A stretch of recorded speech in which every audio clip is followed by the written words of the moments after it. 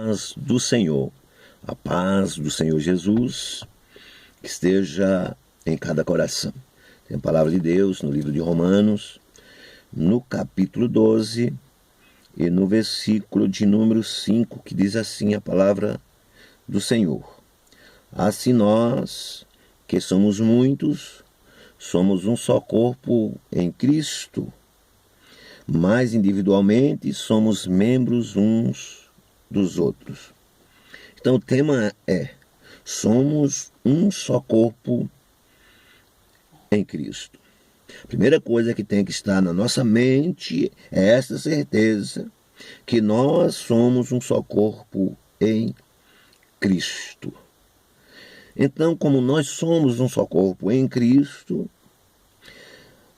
o primeiro versículo diz assim, Paulo diz assim: rogo-vos, pois, irmãos, pela compaixão de Deus, que apresentei o vosso corpo em sacrifício vivo, santo e agradável a Deus, que é o vosso culto racional.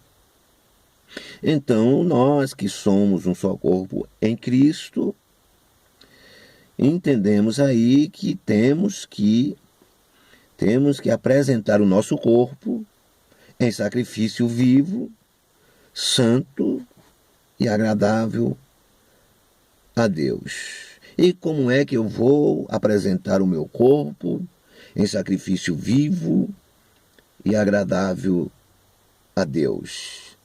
Aí diz que é o meu culto racional. O meu culto tem que ter raciocínio. Não é tudo o que eu penso ou tudo aquilo que dizem é que eu tenho que ter como uma verdade absoluta e fazer porque eu aprendi daquela forma e daquela maneira. E aí eu acabo fazendo isso e vou me frustrar. Por quê? Porque o meu culto não estava tendo um raciocínio. Não estava tendo um raciocínio.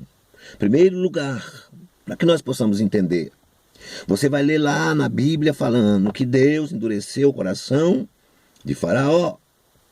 Aí muitos vão dizer: mas espera aí, se Deus endureceu o coração de Faraó, então o Faraó não tinha culpa, porque foi o próprio Deus que endureceu o coração de Faraó. Se Deus endureceu o coração de alguém, então a pessoa vai fazer aquilo por quê? Porque Deus. Então a culpa é de Deus. Então quer dizer, a pessoa não raciocina. Deus quer que nós venhamos ter raciocínio. Então o culto, quando nós apresentamos o nosso corpo em sacrifício vivo a Deus, é o nosso culto racional, com raciocínio. Aí você olha e você vai dizer: peraí, eu vou entender aqui que negócio é esse de que Deus endureceu o coração de Faraó. É a mesma coisa de você levar a palavra de Deus para alguém e aquela pessoa não receber aquela palavra, o coração dela vai endurecer. Como a palavra é de Deus, então se diz: Deus endureceu o coração. Ou seja, você pregou a palavra para alguém, a palavra verdadeira, dentro, do contexto bíblico e de conformidade com o Espírito Santo te conduziu. Mas aquela pessoa não recebeu a palavra, a pessoa até ficou bronqueado com você. Então Deus endureceu o coração dela, ou seja, a palavra de Deus endureceu o coração dela. Se ela tivesse ouvido uma outra palavra que não era de Deus, até tinha estado bem com você, mas por causa daquela palavra que você trouxe, não uma palavra para destruir a pessoa, para irritar a pessoa, mas aquela pessoa não queria ouvir, ela não quer ouvir nada de Deus, então o coração dela estava duro. Então isso é que endurecer, é que dizer Deus endureceu o coração. Então quando Faraó ouvia Moisés dizendo assim, que Deus disse para que ele liberasse o povo, aí ele dizia: quem é o Senhor? Então aquilo, o coração dele endurecia por causa que ele ouvia falar a Deus. E tem pessoas que quando você vai falar algo de Deus, ele tá vendo? Ele acha que só ele tem Deus. Então ela endurece o coração. Então é um raciocínio. Eu estou falando isso para você entender que você precisa cultuar a Deus com raciocínio. Senão você vai fazer uma imagem de Deus que não é real. Agora, vamos ver aqui, ó. Diz que é o nosso culto racional. Então, esse culto, ele é o quê? Ele é um sacrifício santo e agradável a Deus, quando nós temos este raciocínio. o crente, o servo de Deus, precisa ter esse raciocínio. Então nós somos o quê? Nós somos um só corpo em Cristo. Então nós temos que apresentar o nosso corpo em sacrifício vivo a Deus, é o nosso culto racional. Quando Paulo diz assim, ó, no versículo 2, e não sede conformados com este mundo, mas sede transformados pela renovação do vosso entendimento, para que experimenteis qual seja a boa, agradável e perfeita vontade de Deus. Então nós temos que experimentar, o crente, você que está ouvindo aí, nós precisamos experimentar a boa e agradável e perfeita vontade de Deus. Qual é a vontade de Deus para a minha vida? Qual é a vontade de Deus para a tua vida? Qual é a vontade de Deus para a nossa família? Nós, claro, vamos dizer, a vontade de Deus é que a nossa família seja abençoada, que a minha vida seja abençoada. Mas quando nós estamos passando por algo, nós queremos dizer, isso é da vontade de Deus.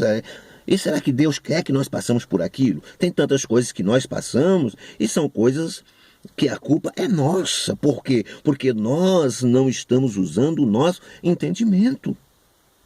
Tem coisas que eu estou passando e eu vejo que foi culpa minha, coisas que eu digo, olha, aquilo que eu fiz antes, hoje eu não fazia. Eu tinha coisas antes que se hoje, se eu tivesse o pensamento que eu tenho hoje, eu continuaria tendo aquilo. Mas hoje já não tem porquê, porque hoje o meu pensamento está renovado, mas aquilo lá já foi, aí não volta. Então nós temos o quê? Nós temos que ter o nosso pensamento, nós temos que ter o raciocínio. Nós temos que ter um raciocínio. O cristão precisa ter um raciocínio, não é tudo que diz que é verdade. Quer ver? Olha, Paulo ele diz aqui, ele diz que para experimentar qual seja a boa, agradável e perfeita vontade de Deus. Por exemplo, vamos ver aqui em Tiago capítulo 1. Tiago capítulo 1, versículo 1 em diante. Tiago ele está depois de Hebreus. Depois de Hebreus vem Tiago, capítulo 1, em diante diz assim, ó. Veja só. Aí nós temos que ter raciocínio, veja só. Tiago, servo de Deus e do Senhor Jesus Cristo, as 12 tribos que andam dispersas, saúde. Versículo 2. Meus irmãos, tende grande gozo quando caídes em várias tentações. Versículo 3. Sabendo que a prova da vossa fé opera a paciência. Aí nós pegamos esse versículo e trazemos para nós, está vendo? É para nós ter grande gozo, quando nós estivermos em tentação, quando as coisas estiverem. Mas nós temos que entender uma coisa, para quem que Tiago estava falando? Era para nós gentios? Para quem que Tiago estava falando? Era para a igreja do Senhor hoje? Ou era para aqueles que estavam dispersos? Veja aí o primeiro versículo, é fácil. Aqui, meu irmão, não tem dúvida nenhuma. É se você raciocinar, você precisa de raciocínio. Alguém pregou? Tenha raciocínio. Sabe? Você tem que ser racional. Não, peraí, isso sim, isso é do jeito que está falando é certo. Isso aqui não, isso não é real. Então isso não é da vontade de Deus. Isso que está falando aqui parece ser, mas não é. Então veja só, Tiago, servo de Deus e do Senhor Jesus Cristo, as 12 tribos, olha só, as 12 tribos que estão dispersas, saúde. Então ele estava direcionando a sua carta para as 12 tribos de Israel que estavam dispersos. Então eles estavam dispersos e eles estavam caindo em grandes tentações. Aí era para eles. Então dizia, meus irmãos, tende grande gozo quando caídos em várias tentações. Mas Deus queria que eles tivessem gozo em tentações? Não. E aquilo ali era uma palavra de ânimo para eles, porque eles já estavam naquele problema, naquela luta. Então uma palavra de gozo para alguém que está na luta, tudo bem. Mas você está numa boa e você vai... Não, se eu for passar por isso, por aquilo, não, eu não vou passar em nome de Jesus Cristo. Então você tem que ter um raciocínio. Veja só o que ele continua dizendo no versículo 3. Sabendo que a prova da vossa fé opera a paciência. É porque eles que estavam dispersos, se eles não tivessem essa paciência e essa fé, eles iam se destruir. Sei lá, eles iam arrancar o cabelo. Por que estão passando por tudo isso? Mas então aí foi essa palavra para ele. Mas hoje nós temos a palavra, a palavra da graça. Jesus está dizendo que nós somos um só corpo em Cristo. Se nós somos um só corpo em Cristo, o negócio é diferente disso que eles estão passando. Então nós temos que ter raciocínio. Somos ou não somos um só corpo em Cristo? Então nós somos um só corpo em Cristo. Então nós, como um só corpo em Cristo, vamos continuar aqui. Nós, como um só corpo em Cristo, nós sabemos que Deus nos deu a graça. Paulo disse assim, ó, versículo 3, pela graça É Romanos 12, 3. Pela graça, porque pela graça que me é dada. A graça te é dada. Sabe? A graça, pela graça sois salvos, não provém de vós, é dom de Deus. Então, a graça é um dom de Deus. Você tem esse dom, meu irmão. Você tem a revelação das Escrituras. Você não pode engolir qualquer coisa. Você não pode ficar aí, sabe, achando que tudo quanto é coisa é a vontade de Deus na sua vida. Qual é o pai que quer um filho sofrendo? Deus não quer isso para você.